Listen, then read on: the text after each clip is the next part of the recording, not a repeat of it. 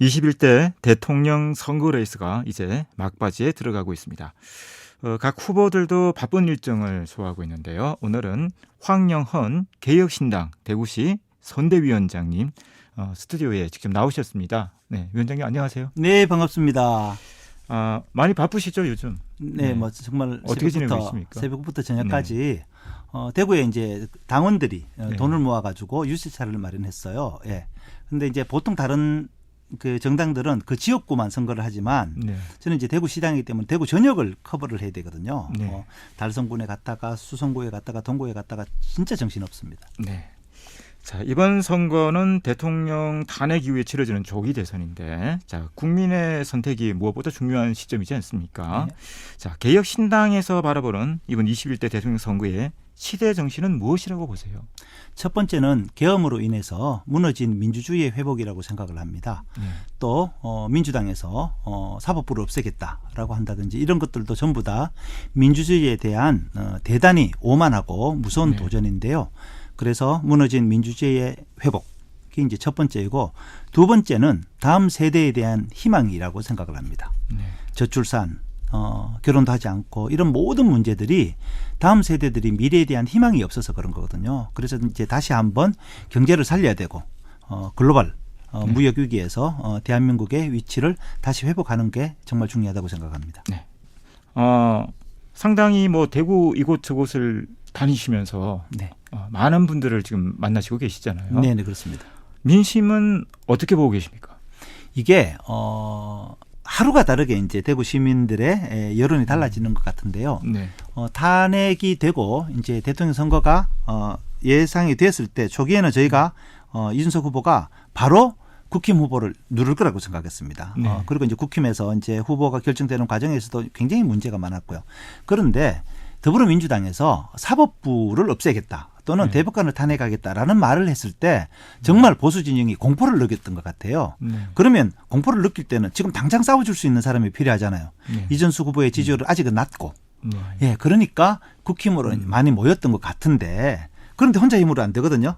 그러니까 계속 단일화 그랬어요. 근데 이제 나흘 전에 이준석 후보가 단일화에 대해서는 분명하게 이제 선을 그었습니다. 저도 이제 단일화에 대해서는 절대 반대인데, 네. 그렇게 되고 나니까 이제 보수분들은 야, 그러면 이게 이기기 쉽지 않은데? 그러면 어떻게 해야 되지?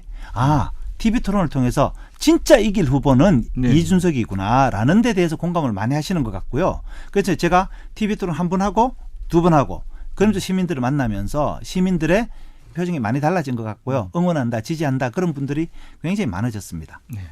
자, 뭐 여론조사 기관마다 조금씩 뭐 내용이 이제 결과가 다르긴 합니다만 이준석 후보가 두 자릿수의 득표율을 지금 보이고 있잖아요. 네, 그렇습니다. 이 10%가 갖는 의미가 상당히 크지 않습니까? 어떻게 보십니까? 네. 지금은 굉장히 큰데 또 뭐 다음 주 되면 10%가 너무 사소한 지지율이었을 거라고 저는 보면 확신하고 있고요. 10%는 이제 뭐 그 보전금 절반을 네. 보전받을 수 있다는 의미가 있기도 하지만 10%를 넘으면 이제 사표는 아니구나. 네. 이거는 큰 덩어리구나. 내가 지지해도 될 후보구나라는 게 변화가 있을 수 있을 거기 때문에 이제 10%는 작지만 굉장히 큰 변화라고 생각할 수 있고요. 이제 남은 선거 기간 동안 당연히 네. 당선이 돼야 되는 거고, 그래서 그 지지율은 뭐 폭발적으로 올라갈 거기 때문에 10% 언제 10%였지 그렇게 생각할 겁니다 아마. 네. 뭐 아시다시피 대구는 뭐 대표적인 보수의 성지로 불리는 곳인데 이 대구와 경북에서 그 개혁신당의 이준석 대표가 어느 정도의 득표율을 보일 것으로 기대를 하고 계십니까? 저는 TV 토론을 통해서 많은 보수의 분들이 김문수 후보가 이길 후보가 아니구나. 김문수가 이재명을 못 잡는구나. 이준석이 이재명을 잡는구나라고 판단하시는 순간 대구의 지지율은 폭발적으로 올라갈 것이라고 생각을 하고요. 그리고 많은 분들이 오히려 이제는 김문수 보고 물러나라. 김문수가 물러나서 이준석으로 이재명과 둘이 붙게 만들어라. 그러면 진짜 이길 수 있다. 그런 여론조사가 지금 많이 나오고 있거든요. 그래서 김문수 후보가 이렇게 이재명이랑 둘이 붙었을 때보다 이준석 후보가 이재명을 붙었을 때 아직은 격차는 낮지만 이재명 후보의 지지율이 더 떨어져요. 그러니까 이재명에게 강한 후보가 이준석인 거거든요. 이게 이제 충분히 공감이 된다 그러면 지지율은 뭐 폭발적으로 늘어날 거라고 생각을 하고요. 저는 60% 정도 생각을 합니다. 네, 뭐 얼마 남지 않았지만 충분히 지지율이 바뀔 것이다. 네. 이런 말씀이셨습니다. 이준석 후보를 상당히 가까이에서 보셨을 텐데 이준석 후보의 장점이라면 무엇을 꼽고 싶으십니까?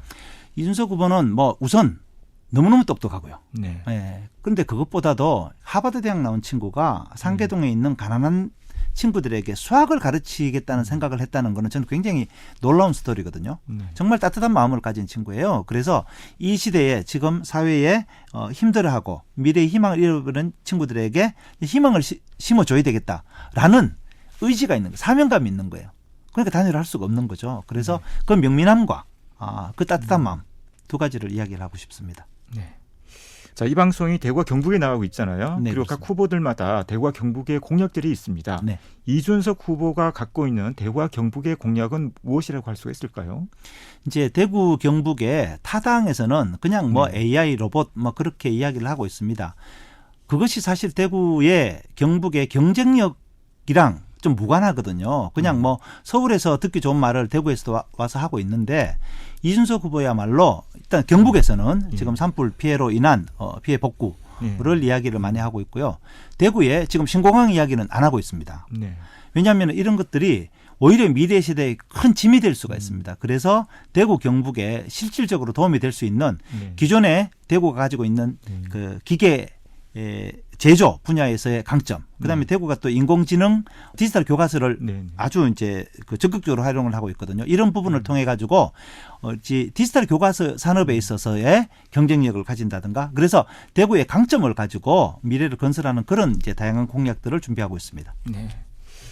자, 흔히 뭐 중도층의 어떤 앞으로의 어떤 방향으로 기울어지느냐가 굉장히 중요하다고 합니다만 사실 20대 대선 같은 경우에는 뭐 청년층의 표심이 승패를 갈랐다고 해도 뭐 과언이 아니었거든요. 맞습니다. 이 청년층의 표심을 갖고 오기 위해서 현재 어떤 대책을 갖고 있습니까? 지금 연금 네. 제도가 젊은이들한테는 정말 재앙적인 제도거든요. 새로 바뀐 제도에 의하면 평균 연금을 받는 사람들이 평생 한 5천만 원을 더 내야 됩니다. 지금보다도. 근데 급여를 많이 받는 사람은 1억 원을 더 내겠죠.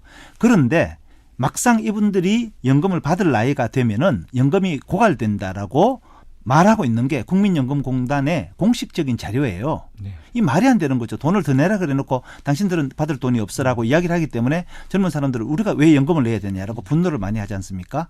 그래서 연금 제도에 있어서는 이준석 후보 혼자 세대별로 연금을 나눠야 된다.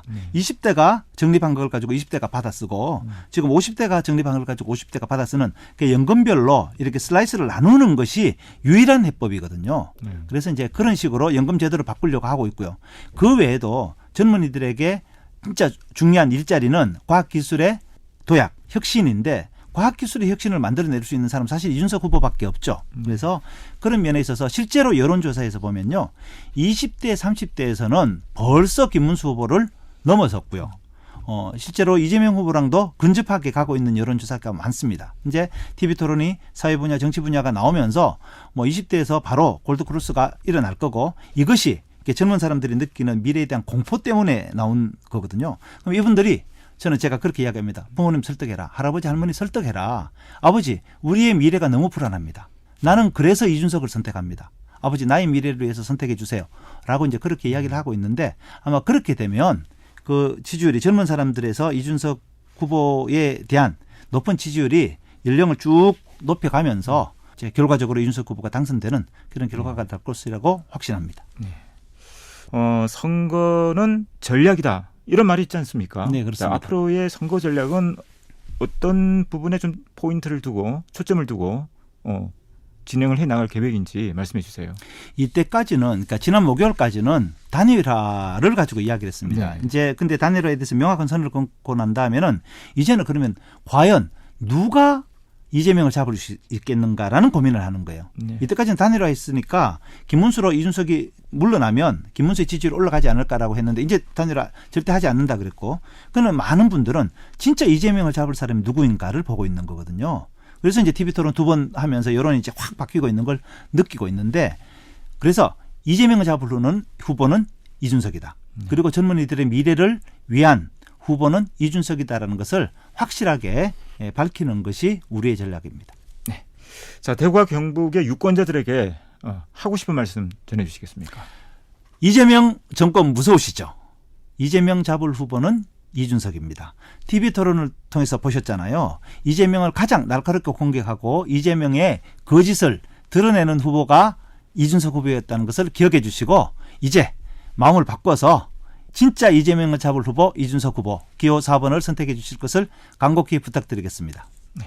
말씀 잘 들었습니다. 고맙습니다. 네, 감사합니다. 지금까지 황영헌 개혁신당 대구시 선대위원장이었습니다.